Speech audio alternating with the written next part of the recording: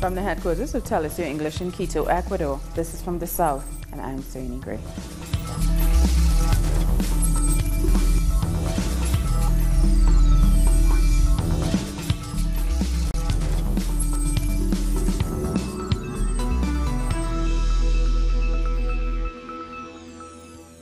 Ecuador's former Vice President Jorge Glass has been discharged from hospital and transferred back to a maximum security prison. Supporters of the Vice President gathered outside the hospital as he was moved to the jail. Glass's health deteriorated after 17 days on a hunger strike. He is serving a 6-year sentence for allegedly managing a corruption scheme involving the construction company Odebrecht. He maintains that the charges are politically motivated.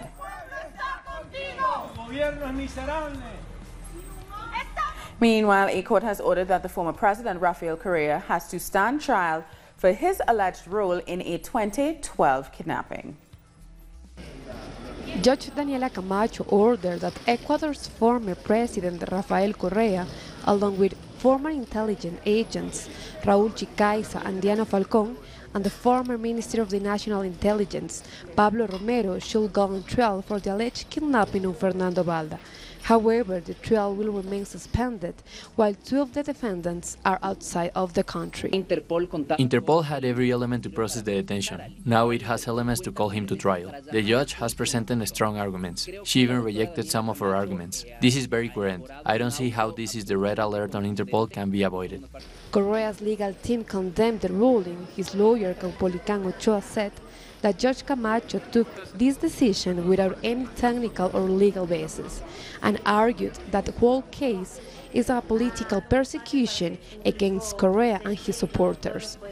What we are surprised about is how the judge is reaching conclusions. She did not mention the arguments of Correa's legal team. She just summarized the arguments presented by the prosecution and the accuser's legal team. The process did not follow the rule of law. The judge said, without any argument, that there was an illicit action. We wonder how they are going to prove that there was a kidnapping.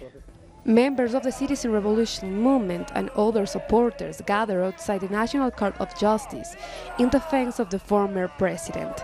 They criticized the measures taken by the current government against Correa and expressed surprise that the main public newspaper prepared a front page with the judge's decision hours before she announced her ruling. This is the kind of justice we have to face in Ecuador, brothers of the Americas and the world. We denounce what is happening to the international community and the abuses of the press that judge with their headlines. Despite this latest move against the leader of the Citizen Revolution movement, Rafael Correa's legal team insists his fight will continue at the international level, where Correa has already gained a lot of support. According to them, even Interpol has ignored the arrest order requested by the government. Denise Herrera, Telesur, Ecuador. The 17th meeting of the ALBA TPC Alliance is currently taking place in Nicaragua. Member countries of the Bolivarian Alliance for the Peoples of Our America will discuss political and socio-economic issues during the meeting. The Prime Minister of St. Vincent and the Grenadines, Dr. Ralph Gonzalez, and Venezuela's Foreign Affairs Minister, Jorge Ariasa, have arrived in Managua to attend the meeting. The Bolivarian Alliance, the People's Alliance, has to unite, not only to resist, but also to move forward. This is why we are here, to move forward for the union and integration of our people. And our correspondent, Maria Jose Diaz, has the latest from Managua. The delegations are already here in Nicaragua for this meeting of the Political Committee of ALBA, the Bolivarian Alliance of the Peoples of Our America. The meeting is taking place in the Foreign Ministry here in Managua. They arrived on the first flight of the Venezuelan airline Conviasa from Caracas, and they include the Venezuelan Foreign Minister Jorge Ariasa, the Prime Minister of St. Vincent and the Grenadines, Ralph Gonzalez, the Bolivian Foreign Minister Diego Pari, as well as delegates from El Salvador, Grenada, Antigua and Barbuda, Cuba and other countries. We should remember that ALBA is completing 15 years of promoting complementary trade relations between these countries of the Americas. We'll be following the meeting through the day. Locals in Mexico City are helping the first caravan of migrants pass the time while they rest and wait for the second caravan to reach them. They've been entertained by musicians and even a boxing team who taught some of them how to box. It was a rare chance to be married before they continue on their perilous journey towards the United States. They are very happy that we are here supporting them, that we are distracting them from this situation for a while. They say they can relax, that it boosts their courage and relieves the tension of not being in their country. We're trying to relax during our journey. They're trying to distract us from the bad times we have gone through and from those that are still to come. But let's go forward. God has been good to us. Two of the visitors the migrants received were Ruben Albaran and Emmanuel Del Real, members of the Mexican rock band Café Tacuba. The pair relayed messages of support for the migrants and called on Mexicans to open their hearts and help them on their journey.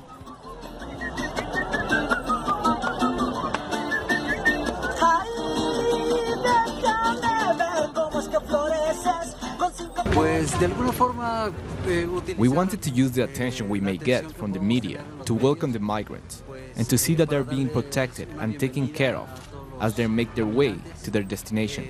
We're also here to ask our compatriots to open their hearts, to help them on their way, and to avoid any xenophobia that may arise. It's important that we avoid criminalizing or discriminating these people because we are all migrants. No one is illegal. At any moment, any one of us may need to start walking, leaving everything behind. Another form of aid migrants have received in Mexico City is access to computers and smartphones so that they can keep in touch with their loved ones back home. The Mexican Red Cross is offering access to these devices as a form of humanitarian aid. The migrants say being able to stay in touch with their families gives them peace of mind while on the road. And our correspondent in Mexico City, Pablo Perez, is with the first caravan of migrants, and he brings us this report. Here at the Jesus Martinez Sports Complex, which is serving as temporary shelter for migrants, there are two main items for today's agenda. As agreed in the ongoing assemblies held by the migrants, they hope to meet with President-elect Andres Manuel Lopez Obrador. AMLO's stance on the caravan is quite different from that of outgoing President Enrique Peña Nieto. AMLO has offered a work visa program for the migrant community, but this meeting has yet to be confirmed by AMLO's transition team. The other item on the migrants' agenda is a meeting with the UN's High Commissioner for Human Rights in Mexico, Jan Jarab. This meeting has not been confirmed either, but migrants plan to head to the OHCHR offices with the hopes of being heard. Much needed shelter after the long journey. Over 4,000 migrants can rest their heads before pushing on northward. Here, the youngsters can play games and take part in fun educational activities, simple things that put big smile on their faces. They started approaching and we were offered them sweets. That's how we gained their confidence. Then they started drawing and playing with balloons, and from there, both children and adults joined in the activities. For many, the opportunity to play and learn is as important as the clothing and food donations they get from various organizations. They are more rested, their minds are open, and I think that this is helping them so we can move forward.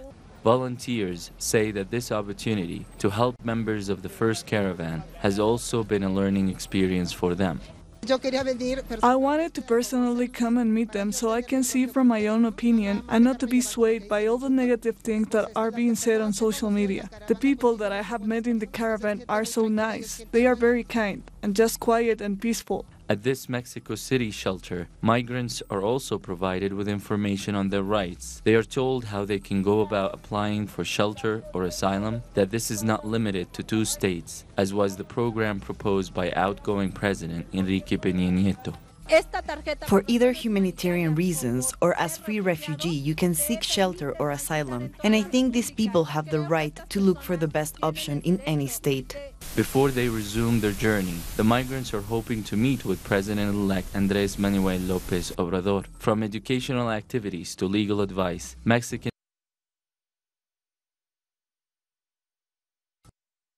We'll take a short break now. Join us again in a few.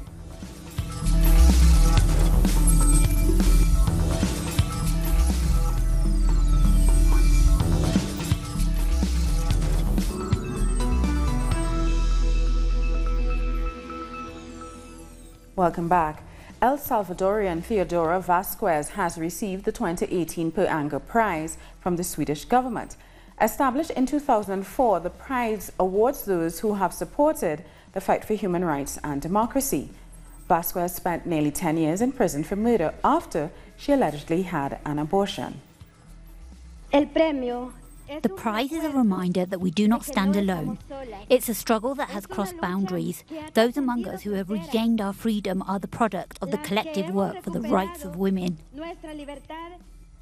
Argentina's largest airline, Aerolíneas Argentinas, has cancelled all flights due to a union strike. Workers are demanding a wage increase to combat the country's increasing inflation, which is expected to reach 48% before the end of this year.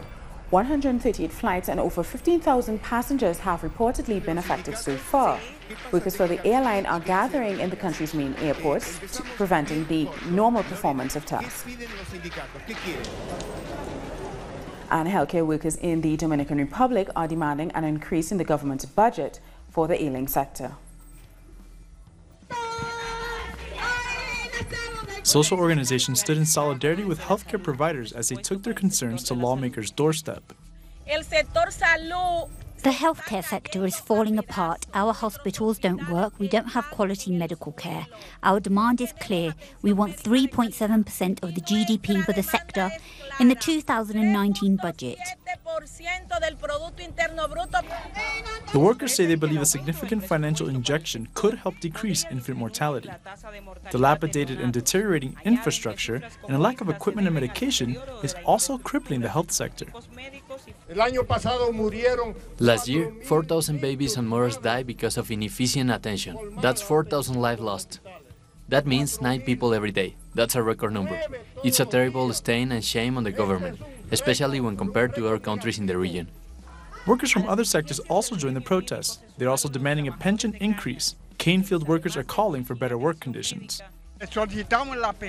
We are demanding an increase in our pensions so that we can at least buy medicine. We need better pensions and health insurance. We want the Dominican Republic to have a strong health service with more investment, free and public. The cane field workers need this to guarantee their rights to good health care. We are being denied this right. They plan to keep up protest action until their demands are met.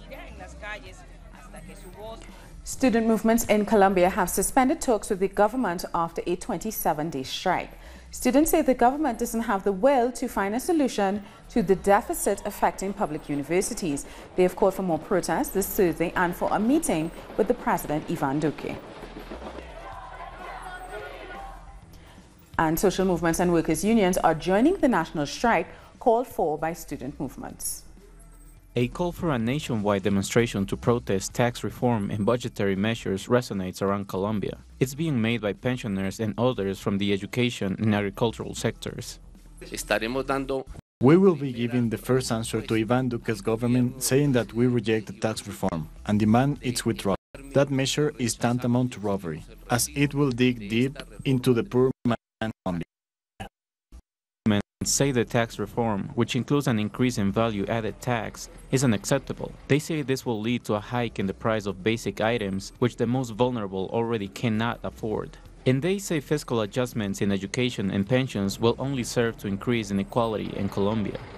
The core problem is not only bad, but all the measures in their entirety which pretends to impoverishment of middle-class people. And the existence of a middle class is fundamental to democracy because it allows for social mobility, so others can strive to move upwards and have an opportunity to access wealth.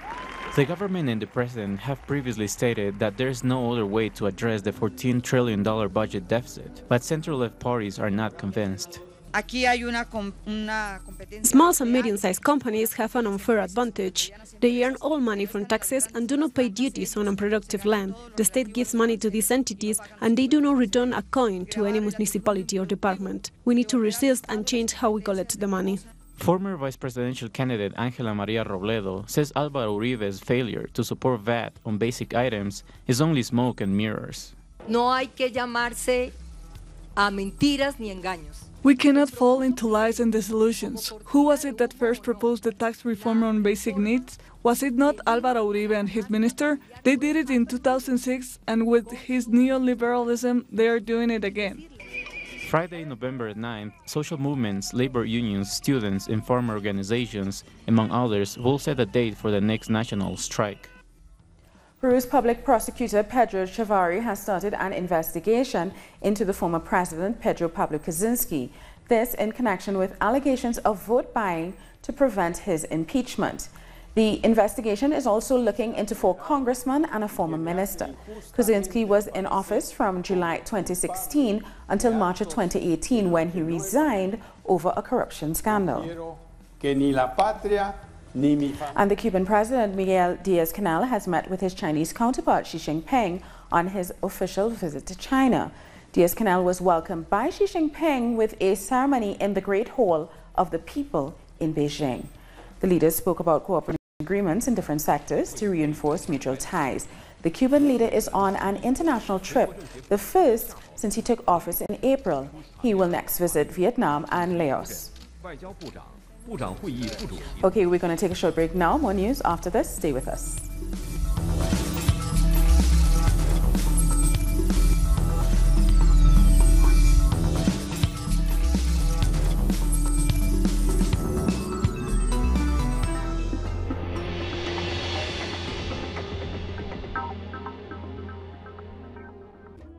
An occasion to enjoy the cultural diversity that defines our South American essence. Come along to find out the story behind these personalities, traditions, and artistic expressions that unite us as a whole. Real Lives, Friday, only on Telesur.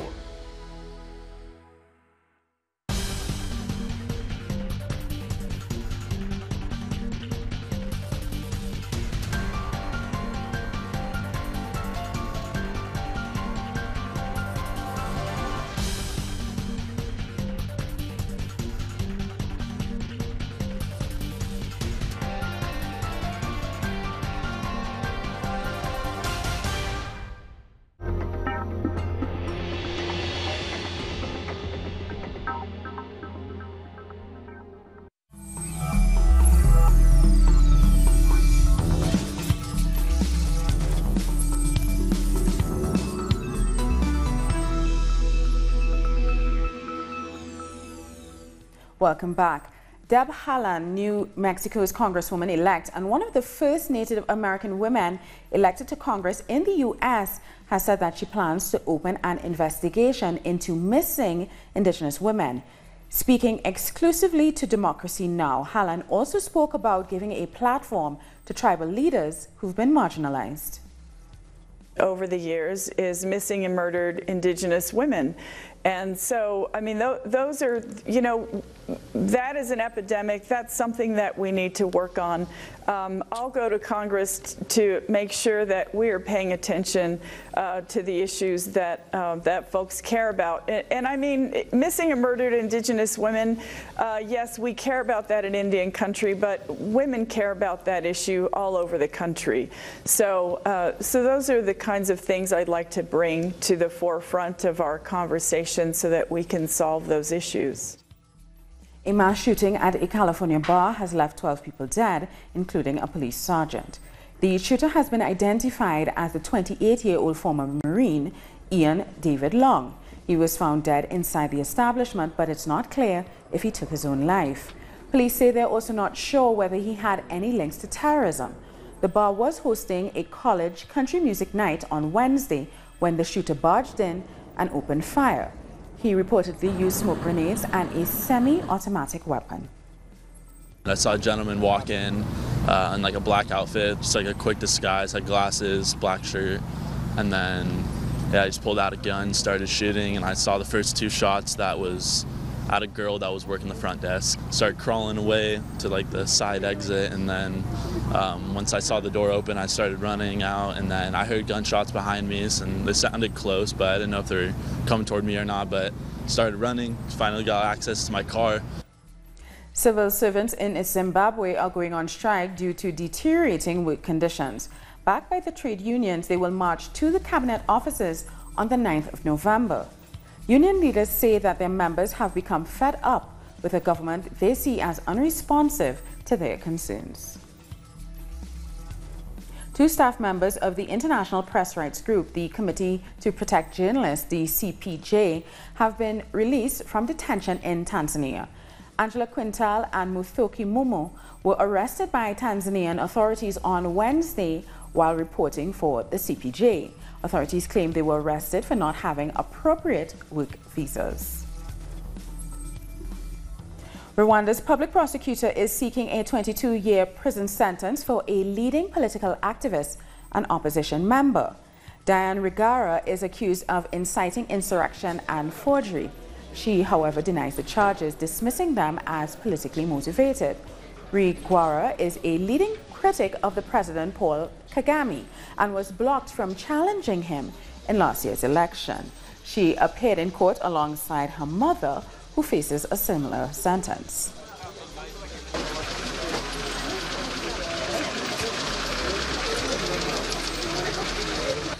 A man has been arrested for allegedly planning to assassinate the Spanish Prime Minister, Pedro Sanchez. The 63-year-old suspect is an expert marksman who allegedly planned to carry out the act over the government's decision to exhume the remains of the dictator Francisco Franco. A group of security guards are facing trial for abusing refugees in Europe. Here's more on that and some other stories from around the world. At least 29 employees of a refugee shelter are facing charges of abuse and mistreatment of refugees in Germany. The majority of the defendants were security guards at the shelter in Boerbach. They're accused of locking refugees in problem rooms where they were punished for breaking house rules. The defendants reportedly photographed and videoed the abuse. In one photograph, a security guard was posing with his boot on the neck of a handcuffed refugee lying down on the floor. Supporters of Sri Lanka's deposed Prime Minister brought the streets of Colombo to a standstill to demand that Parliament be reopened. Loyalists of ousted Ranil Wickremesinghe gathered at a rally where they condemned the government for sacking him.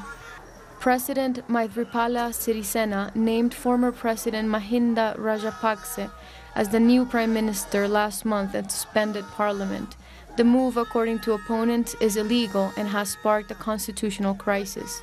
When the highest person in the country is acting in an irrational manner, where he has completely forgotten the rule of law, where he has completely ignored the constitution, when he's appointing a prime minister unconstitutionally, absolutely we have no hope in democracy. Dozens of men volunteered to be trampled over by a herd of cows as part of a tradition to cleanse themselves and bring them good luck, a day after Diwali, the Hindu festival of light in India. Despite the dangers, hundreds traveled to Ujjain district to take part in the ritual. There were no reported injuries. Apparently, the Chinese have a very sweet tooth, according to Syrian exhibitors participating in the International Import Expo in Shanghai. A delegation of businessmen representing 21 countries presented their food and agricultural products, which went down a treat. The Chinese market is huge and is promising. There is a market for this kind of sweets. We found so much demand that we have never witnessed before. The Chinese people were stunned with the quality of this product, with its delicious original taste. This has encouraged us to participate in similar exhibitions and in such big projects. I would also like to comment on the statement by the Chinese president about this exhibition. What he said was clear, open and promising. This sets the foundation for trade, importing and exporting from and to China. And that has brought us to the end of this news brief. For these and many other stories, you can find them on our website at tellusyourenglish.net. And join us on social media, Facebook, Twitter, and Instagram. For Tell Us Your English, I am Soini Gray. Thank you for watching.